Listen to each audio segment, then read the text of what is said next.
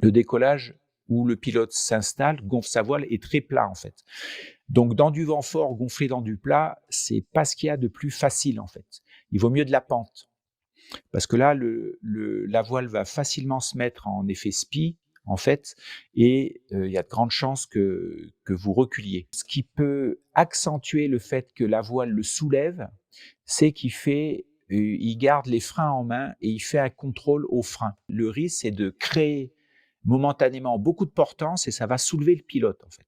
Donc, il y a une technique qui marche bien exactement dans ce contexte, c'est de faire un contrôle de voile en tirant sur les arrières, en fait, et non pas sur les freins. Alors, on peut garder les commandes en main, mais l'action se fait plutôt sur les arrières.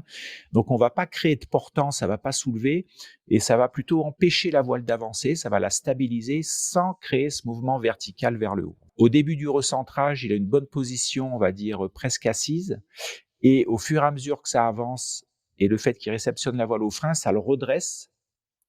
Voilà, il se retrouve droit. Alors là, il n'a plus du tout de poids dans la sellette à ce moment-là, donc ça va aussi accentuer le fait qu'il se fasse arracher.